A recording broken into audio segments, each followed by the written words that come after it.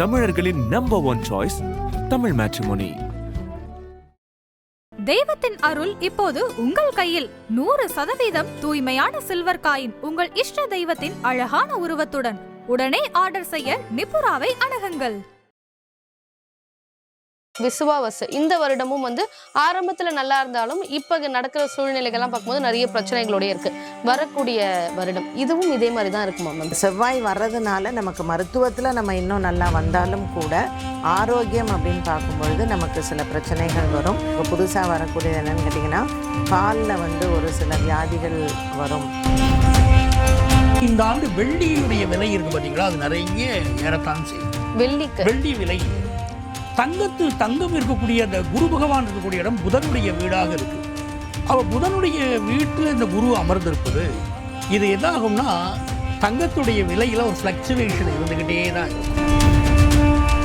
நிச்சயமாக அமெரிக்க தேசத்தின் அதிபர் கூட மாற்றப்படுவார், எழுதி வச்சுக்கோங்க. அவரோட பீரியட் முடிவதற்குள்ளாகவே கம்பல் பண்ணி வெளியில் தள்ளுறதுன்னு சொல்லுவாங்க பார்த்தீங்களா.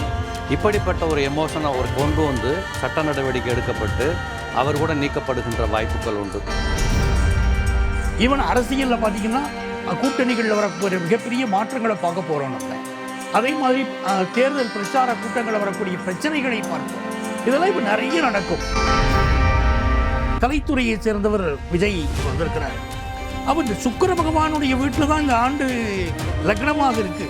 அப்போ அந்த கலைத்துறையை சேர்ந்தவர் தேர்தலில் மிகப்பெரிய அளவிற்கு வாக்குகளை வாங்கக்கூடிய யோகமும் அமைகிறது.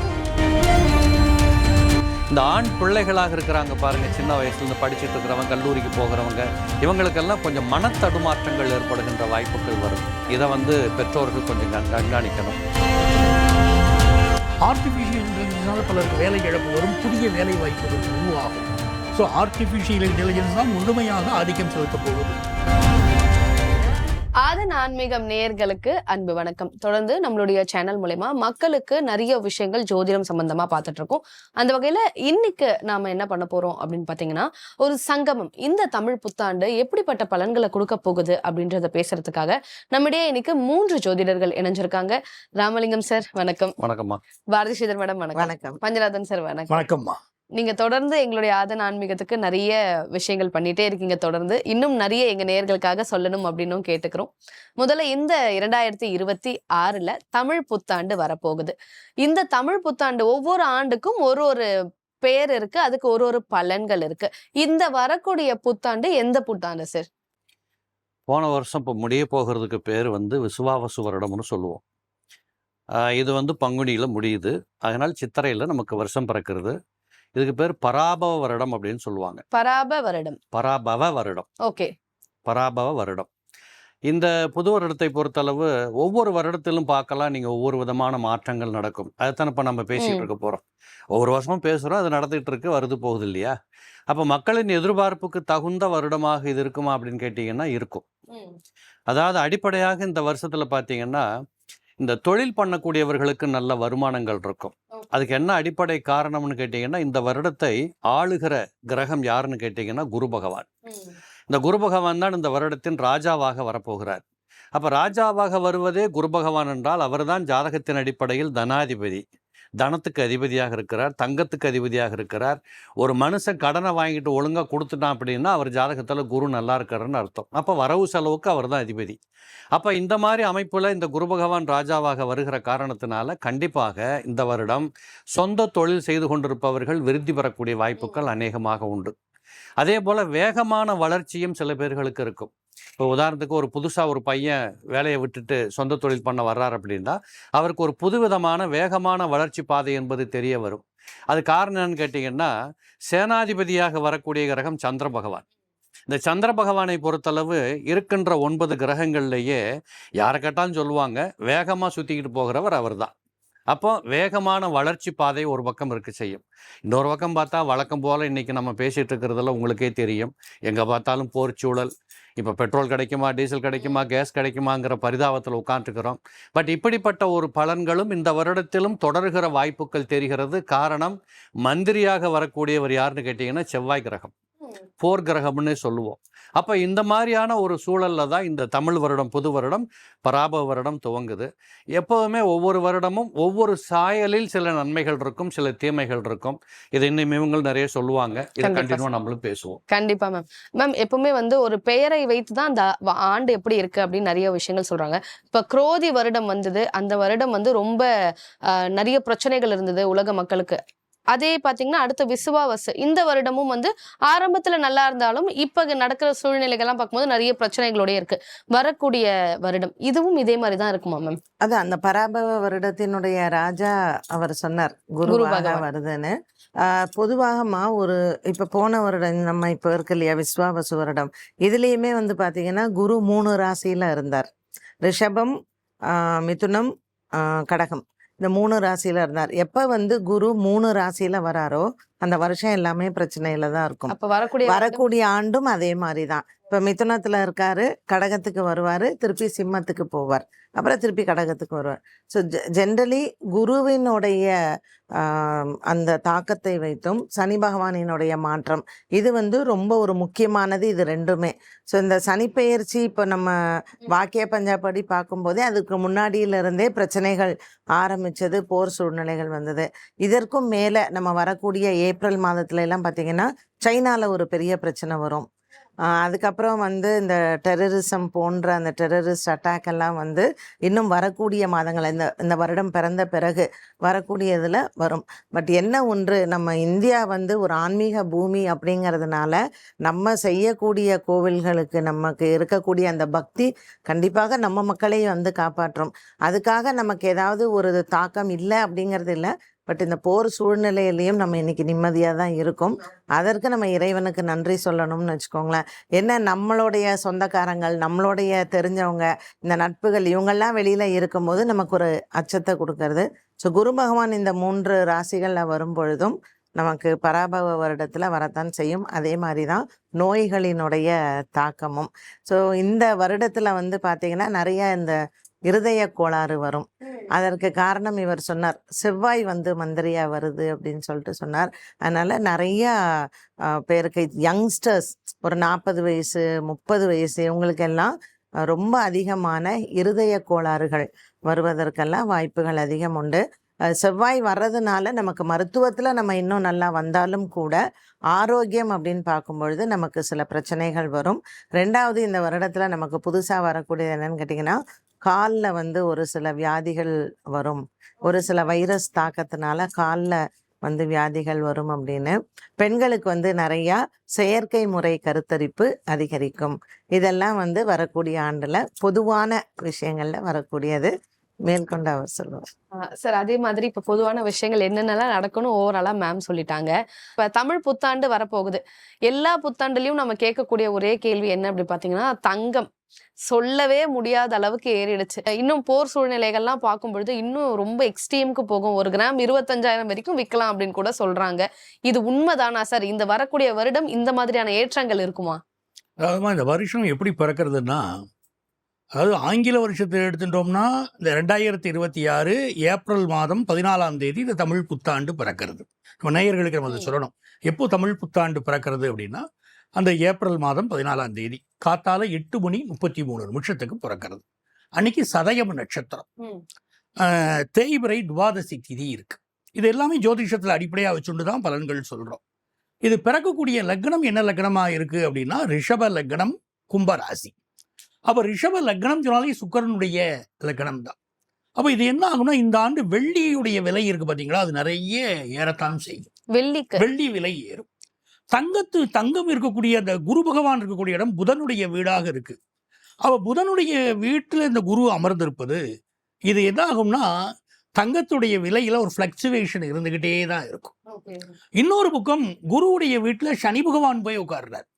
அவர் உட்காரக்கூடிய இந்த 2 ஆண்டுகள் 2.5 ஆண்டுகள்னு சொல்றோம் பாத்தீங்களா, இந்த காலகட்டத்திலையும் அந்த சனி போய் குருவுடைய வீட்டில் அமர்ந்ததுனாலேயே தங்கத்தின் விலையில பிளக்சுவேஷன் இருக்கும். இப்போ பிளக்சுவேஷன் இருக்குன்னா ரொம்பவே இறங்கிடுது அப்படின்னு கிடையாது. விலை ஏற்றம் இருந்து கொண்டே இருக்கும். ஒரே சீரான விலை ஏற்றம் இருக்காது, பிளக்சுவேஷன் இருக்கும். ஆனால் வெள்ளியின் விலை ஏறிக்கிட்டு தான் இருக்கும். அப்படிப்பட்ட சூழ்நிலை தங்கத்தை விட வெள்ளி வந்து உச்சத்தை தொடும்னு சொல்லலாம். ஆமா ஆமா, அதோடைய விலை அமைப்புகள்ல அது வேகமாக முன்னேறும். அதாவது தங்கத்துடைய விலையை விட வெள்ளி விலை ஏறின்னு சொல்ல முடியாது இல்லையா? அதோடைய அமைப்பை பொறுத்து அது ஏறும். இப்போ இந்த வருஷத்தை பொறுத்த வரைக்கும் என்ன கேட்டீங்கன்னா, சார் சொன்னாங்க குரு பகவான் இந்த வருஷத்துடைய ராஜா எப்படி இருக்கார் அப்படின்னு.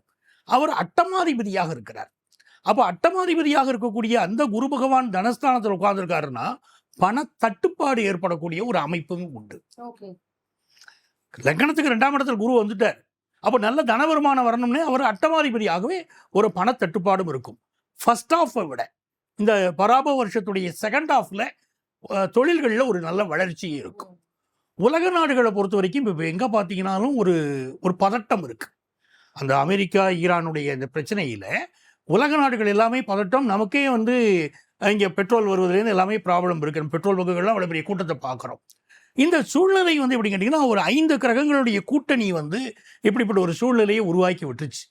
எப்படி கொரோனா வரும்போது கிரகங்களுடைய கூட்டணியினால் வந்துச்சுன்னு சொன்னோமோ, அதே மாதிரி 5 கிரகங்களின் கூட்டணி இப்போ இப்படி பண்ணுது. இந்த புது வருடம் பிறப்பதற்கு முன்னாலேயே பார்த்தீங்கன்னா, ஏப்ரல் மாதம் 1ஆம் தேதி செவ்வாய் பகவான் மீனத்துக்குள்ளே போயிடுறார்.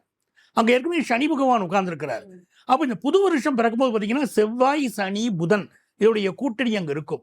2 மாறுபட்ட கிரகங்கள். செவ்வாய்ங்கிறது போர்க்குணமுடைய ஒரு கிரகம், அதுவும் சனியும் சேர்க்கிற போது மிகப்பெரிய களையபரங்கள்னு சொல்றாங்க பாருங்க. எங்க பார்த்தாலும் ஒரு போர் பதட்டம், குடும்பங்கள்ல கூட பிரச்சனைகள். இப்படிப்பட்ட சூழ்நிலைகள் தான் புது வருஷம் பிறக்கிறதுக்கு முன்னால் இருக்க போறது. ஈவன் அரசியல்ல பார்த்தீங்கன்னா கூட்டணிகளில் வரக்கூடிய மிகப்பெரிய மாற்றங்களை பார்க்க போறோம் நம்ம. அதே மாதிரி தேர்தல் பிரச்சார கூட்டங்களை வரக்கூடிய பிரச்சனைகளை பார்ப்போம். இதெல்லாம் இப்போ நிறைய நடக்கும். அப்போ உலக அளவிலையும் பிரச்சனைகள் நிறைய இருக்கக்கூடிய ஒரு தொடக்கம் இருந்துகிட்டு இருக்கு.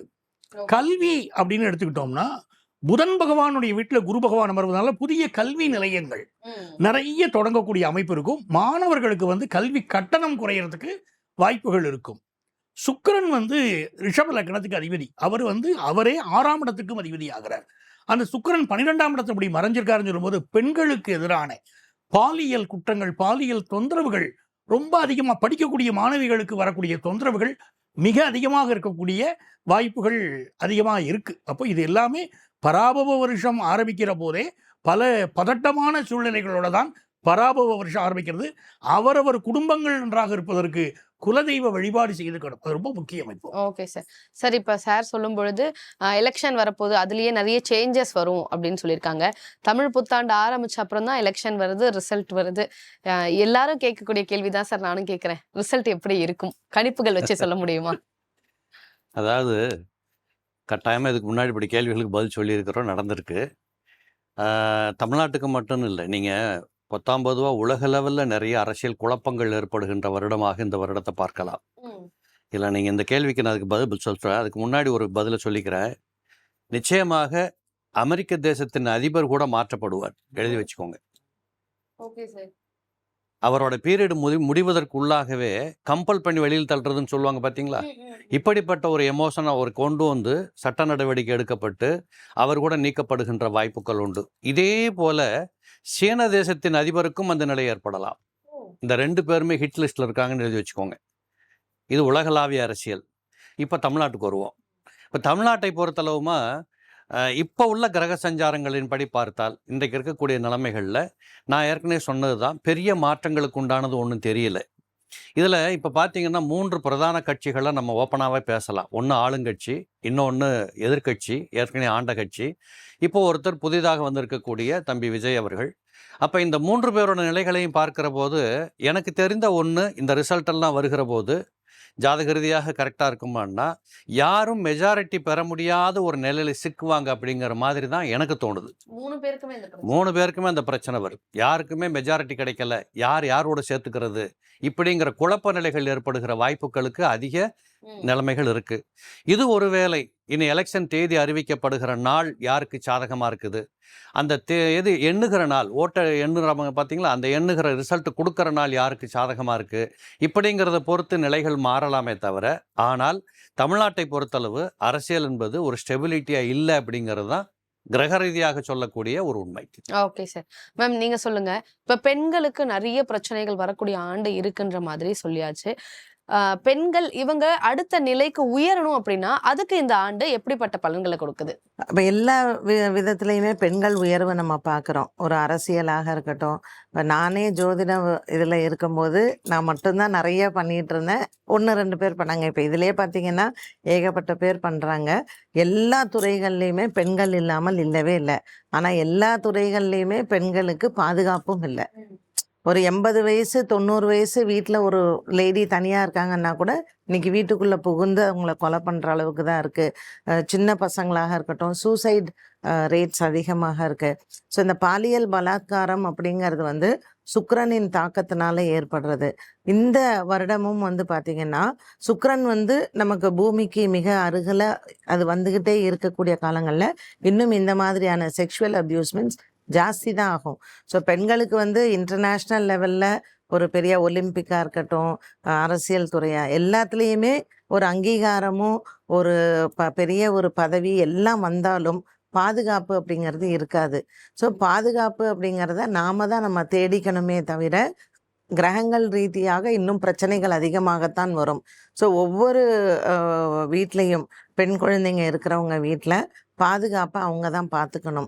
அதுக்கு நமக்கு ஆன்மீகம் ஒரு பெரிய ஒரு துணையாக இருக்கும்னு வச்சுக்கோங்களேன். உலக அளவு இப்போ பசங்களை படிக்க அனுப்புகிறாங்க. இப்போல்லாம் பயமாக இருக்குது. ஸ்கூலுக்கு அனுப்புறதுக்கே பயமாக இருக்குது. டீச்சர்ஸாக இருந்தாலும் பயமாக தான் இருக்குது. ஸோ வீட்டில் இருக்கக்கூடிய சூழ்நிலைகள் ஒரு பதற்றமாகத்தான் இன்னும் இருக்குமே தவிர எந்த கவர்மெண்ட் வந்தாலும் சரிம்மா, இப்போ வந்து நாங்கள் வந்துட்டால் நாங்கள் பெண்களுக்கு இதை செய்வோம், யாராலையும் பண்ணவே முடியாது. ஏன்னா க்ரைம் ரேட் அப்படிங்கிறது உலக அளவில் பெரிதாகத்தான் நடக்குது. இப்போ அமெரிக்காவில் வந்து சேஃபாக இருக்காங்கன்னா இல்லை, நம்ம தமிழ்நாட்டில் இருந்தோம். ஆனால் இன்னைக்கு ஒரு சேஃபாக பெண்கள் இருக்க முடியுமா அப்படின்னா இல்லை.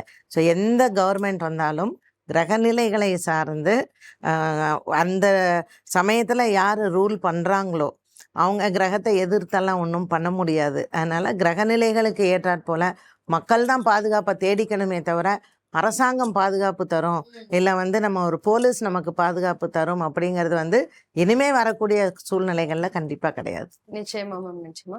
சார் நீங்க சொல்லுங்க, சீனியர் சிட்டிசன்ஸ் இவங்களுக்கான வாழ்க்கை இந்த அடுத்த ஒரு வருடம் தமிழ் புத்தாண்டு எப்படி இருக்க போகுது? இன்னைக்கு வந்து லக்னத்துக்கு அருகிலேயே இந்த குரு பகவான் இருக்கிறாரோ, அவர் சீனியர் சிட்டிசன்ஸ் என்ன பண்ணுவாங்கன்னா, அட்டமாதிபதியாகவும் குரு இருக்காருன்னு சொன்னேன். நிறைய பேருடைய மனநிலைகள்னாங்கன்னா பிள்ளைகள் பெற்றோரை விட்டு பிரிந்து ஒரு வெளிநாட்டில் இருக்கக்கூடிய சூழ்நிலை இன்றைக்கே நம்ம கண்கூட பார்க்கிறோம். சீனியர் சிட்டிசன்ஸ் ஹோம்ஸ் வந்து வரக்கூடிய காலகட்டத்தில் மிக அதிகமாக போகுது. அப்போ அவர்கள் வந்து தங்களுடைய உடல்நிலையில் அக்கறை எடுத்துக்கிறதும், சீனியர் சிட்டிசன்ஸுக்கு வந்து தனியாக அவர்களுக்கு விடுதிகளில் போய் இருப்பதும் இதெல்லாம் வருங்காலத்தில் அதிகமாகும். சார் வந்து ரொம்ப அழகாக சொன்னாங்க ராமலிங்கம் ஐயா, இந்த வருஷத்துடைய ராஜா குரு பகவான். அவர் சீனியர் சிட்டிசன்ஸுக்கு இருக்கக்கூடிய மதிப்பு மரியாதை கூடும், அதில் அது சந்தேகம் இல்லை. நீங்கள் அரசியலை பற்றி ஒரு விஷயம் ஒன்று கேட்டீங்க, ஆட்சி விஷயங்கள் எப்படி இருக்கும். காலபுருஷ தத்துவத்தில் 2ஆம் இடத்திற்கு அதிபதியாக இருக்கக்கூடிய சுக்கிரனுடைய ஹோரையில் தான் அந்த வருஷமே பிறக்குது.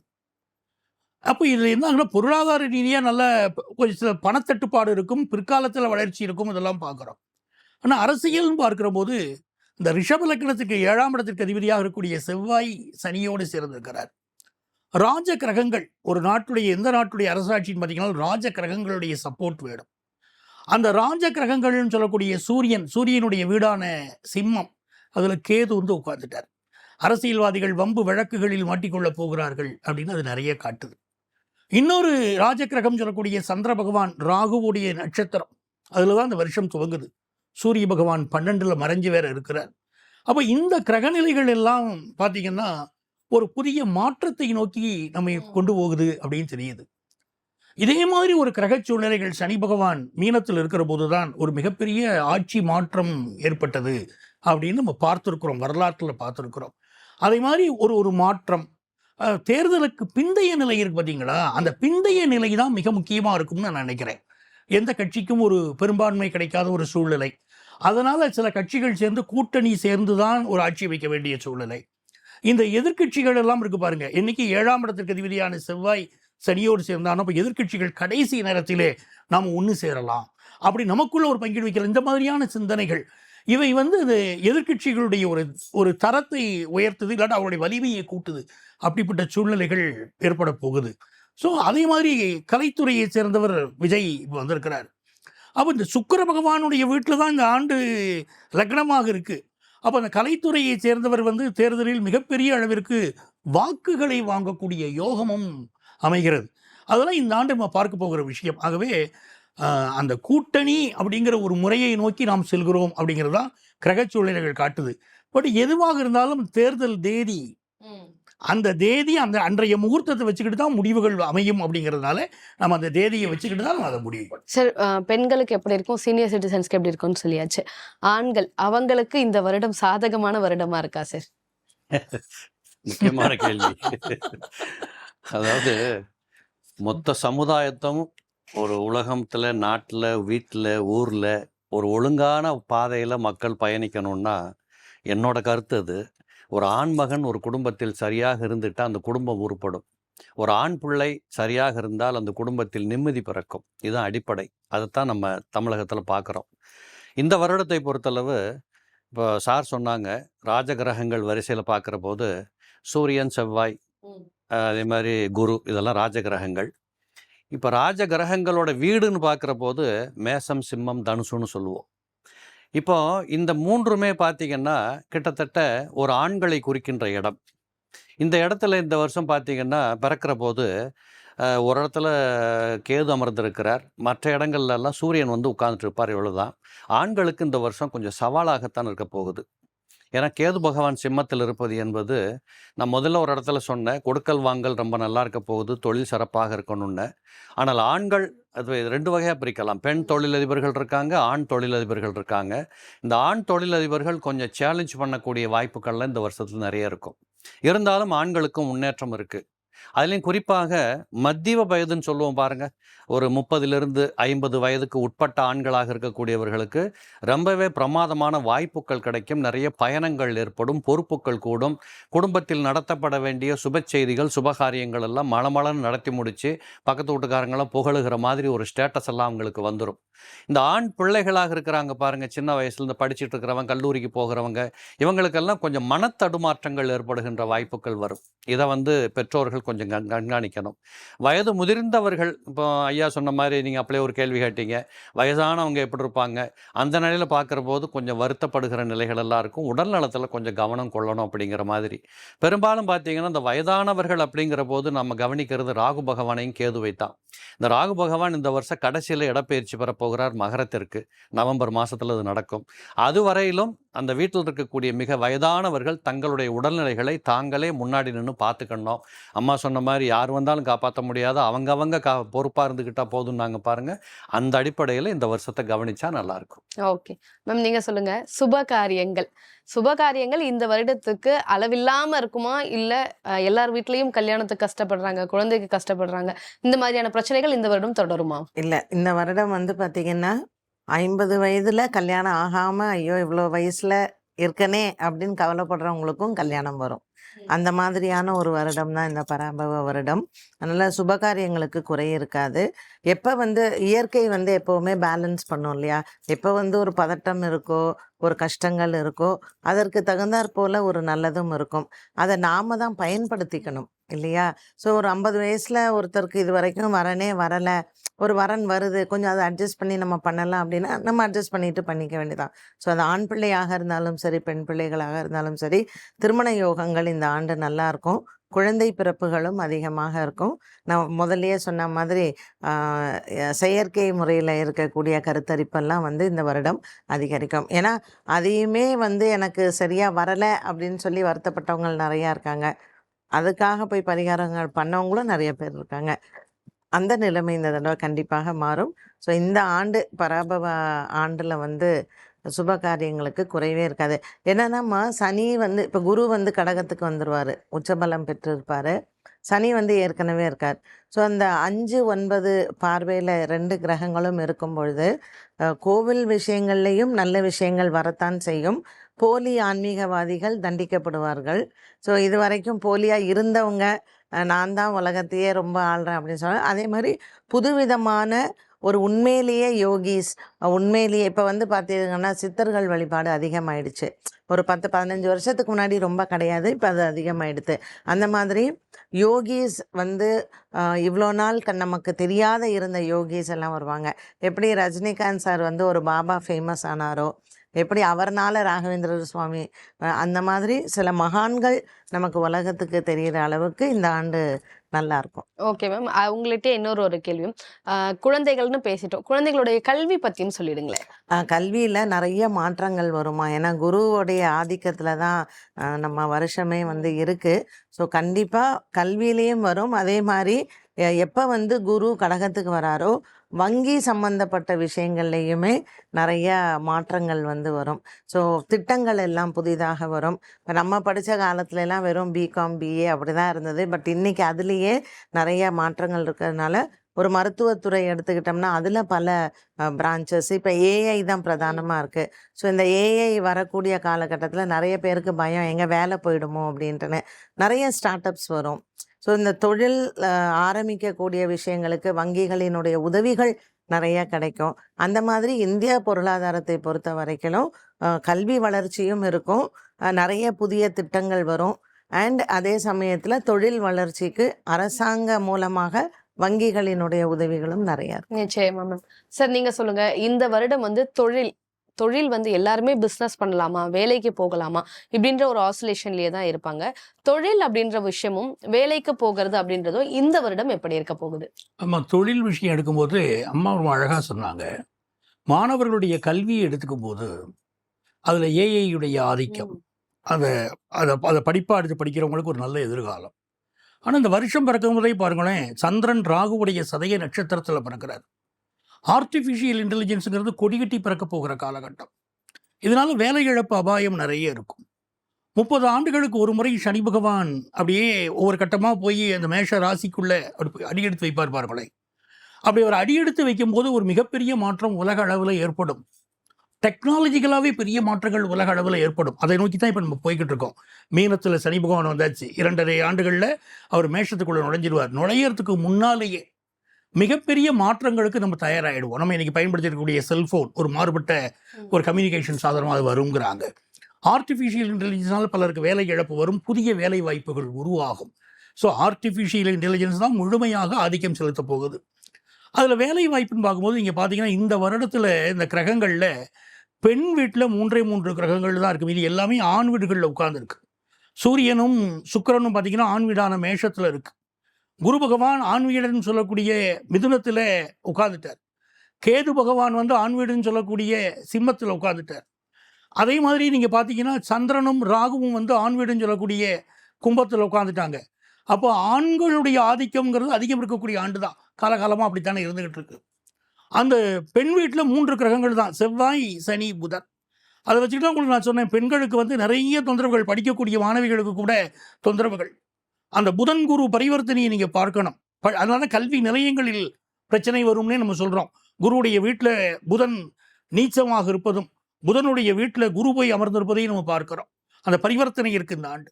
அப்போ இந்த கல்வி நிலைகள் பல பிரச்சனைகள் இருக்குது, மாணவிகளுக்கு பிரச்சனை இருக்குங்கிறோம். ஆனால் பெரிய அளவுக்கு ஒரு வளர்ச்சியும் இந்த காலகட்டத்தில் நமக்கு ஏற்பட போகிறது. பொருளாதார ரீதியாக தட்டுப்பாடுகள் நிறைய, பணத்தட்டுப்பாடுங்கிற வார்த்தையை தான் பயன்படுத்துகிறோம். ஆனால் பெரிய வளர்ச்சியும் உலக அளவில் ஏற்பட போகுது. இந்தியாவை பொறுத்த வரைக்கும் பார்த்திங்கன்னா நமக்கு ஜப்பானுடைய உதவி, ரஷ்யாவுடைய உதவி, ஈவன் சீனாவுடைய உதவி கூட கிடைக்கும் அப்படின்னு நமக்கு ஒரு வளர்ச்சியை நோக்கி நம்ம செல்வோம் அப்படிங்கிற அமைப்பில் நம்ம இருக்கோம். அதாவது பிஸ்னஸ் ரீதியாக நீங்கள் பார்த்தீங்கன்னா அந்த புதனுடைய ஆதிக்கம் எப்படி இருக்குது அப்படின்னு பார்த்தீங்கன்னா, அந்த புதன் வந்து போய் உட்கார்ந்துருக்கக்கூடிய இடம் ஒரு நீச்சமாகத்தான் அவர் அமர்ந்திருக்கிறார். அப்போ பிஸ்னஸில் பல போராட்டங்கள் இருக்கும். அது சந்தேகம் இல்லை. செவ்வாய் சனியுடைய சேர்க்கை இருக்குது. ஆனால் தனஸ்தானத்தில் உட்கார்ந்த குரு எப்படியாவது நாம் சம்பாதிக்க வேண்டுங்கிற எண்ணத்தை கொடுப்பார். புதனுடைய வீட்டில் அவர் இருக்கிறார். இந்த பரிவர்த்தனையும் பெரிய அளவுக்கு பிஸ்னஸில் மக்களை சம்பாதிக்க வைக்கும். ஆர்டிஃபிஷியல் இன்டெலிஜென்ஸை இவங்க பயன்படுத்திக்கணும், பிஸ்னஸில் பெரிய வளர்ச்சியை நோக்கி போவாங்க. நிச்சயமா சார். பணம் சம்பந்தமாகவும் தொழில் சம்பந்தமாக பேசியாச்சு, ஆனால் மனம் சம்பந்தமாக நம்ம இன்னும் பேசலை. இந்த வருடம் மக்களுடைய மனநிலை எப்படி இருக்கும்? மக்களுடைய மனநிலைன்னு பார்க்குற போது அவங்கவுங்களுடைய சௌரியத்தை பொறுத்து இருக்கும். இருந்தாலும் கிரக சஞ்சாரங்களை பொறுத்தளவு சொல்லணும்னா, குரு பகவான் வந்து உச்சம் பெறப்போகிறார் ஜூன் மாதம் 1ஆம் தேதியிலிருந்து. இந்த உலகத்தில் இருக்கக்கூடிய நல்ல எண்ணங்கள், நல்ல தகவல், நல்ல வாய்ப்புகள், நல்ல நிலைகள் எல்லாத்தையுமே ஒரு ஜாதகத்தில் குரு பகவான் சரியாக இருந்தாலொழிய அவங்களால எட்டி பிடிக்கவே முடியாது. இப்போது பொதுவான விஷயத்தில் இந்த வருஷத்தில் வருஷத்தில் பார்த்தீங்கன்னா ஜூன் மாதம் 1ஆம் தேதி வருஷம் பிறந்த 2 மாதத்துலேயே பார்த்தீங்கன்னா குரு பகவான் உச்சகதியில் போய் அமரப்போகிறார். சந்திரன் வீட்டில் போய் உட்கார போகிறார். இங்கே இருந்து கொண்டு சனி பகவானை பார்த்து கொண்டிருக்கிறதுனால கொஞ்சம் மக்கள் நீதி, நெறி, தத்துவம், பெரியவங்க, சின்னவங்க இந்த மாதிரியான முன்னோர்கள் சொல்லி வைத்த பாதைகளை கொஞ்சம் கடைப்பிடிக்க ஆரம்பிப்பாங்க. மனோரீதியாகவே ஒரு தைரிய, வீரிய, பராக்கிரமங்கள் உருவாகும். அதுவும் காலபுருஷனுக்கு 4ஆம் இடத்துல போய் உட்கார்ந்ததுனால நிறைய வாகனங்களின் மூலமாக இப்போ பாருங்கள், கார் வாங்கிட்டா ஒரு 6 மாதத்துக்கு ஒரு பையன் சந்தோஷமாக இருப்பான். ஒரு வீடு கட்டிட்டா ஒரு குடும்பத் தலைவர் ஒரு 2 வருஷம் நெஞ்ச நிமிர்ந்து சந்தோஷமா இருப்பார். ஒரு பொண்ணு கல்யாணம் ஆயிடுச்சுன்னா ஒரு புது விதமான வாழ்க்கையை சந்திக்கக்கூடியதில் ஒரு மகன் மகிழ்ச்சியாக இருப்பார். ஒரு குழந்தை பிறக்கிறதன் மூலமாக மனமகிழ்ச்சி கிடைக்கலாம். இப்படி அந்தந்த நிலைகளில் வயதுகளில் இருக்கக்கூடியவர்களுக்கு அந்தந்த தகவலின் அடிப்படையில் இந்த குரு பகவான் புத்திரபாகிய சந்தான விருத்தி, மனை வீடு மனை வாசல் யோகத்தை கொடுப்பார், வாகன யோகத்தை கொடுப்பார், கல்வியில் மிகப்பெரிய சிறப்புகளை அடிக்கக்கூடியவராக இருப்பார். இந்த பள்ளிக்கூடத்தில் படிக்கிற பசங்களுக்கே ஒரு புத்திசாலித்தனமாக போட்டி போட்டு படிக்கிற இன்ட்ரெஸ்ட்களை கொடுத்துருவார். எல்லாமே நல்லா இருக்கு இந்த வருஷம். அப்போ இது ஒரு மனோரீதியான வாழ்க்கையை சந்திக்கிற போது சிறப்பாக இருக்குது. இந்த மனம் சிறப்பாக இருந்துட்டா எல்லாம் சரியான்னு பார்த்தா ஓரளவுக்கு பொருளாதாரம் முன்ன பின்ன இருக்கும். அது தனிப்பட்ட ஜாதகங்களும் இருக்குது. ஸோ இதை பொறுத்து என்னை பொறுத்தளவு இந்த வருடம் மனோரீதியாக மக்கள் மகிழக்கூடிய வருடமாக இருக்கும். என்ன சிக்கல் ஏற்பட்டாலும் சந்தோஷத்துக்கு குறை இருக்காது. நிச்சயமா சார். பொதுவான விஷயங்கள் எல்லாமே நீங்கள் 3 பேருமே ரொம்ப அழகாக சொன்னீங்க. நேயர்கள் ரொம்ப காத்திருந்ததுக்கு ரொம்ப பலனுள்ள தகவல்களை நீங்கள் சொன்னீங்க. தொடர்ந்து 12 ராசிக்கு பார்க்கலாம். ஷாம்லா அவங்க எடுப்பாங்க மேம். ரொம்ப நன்றி. நன்றி.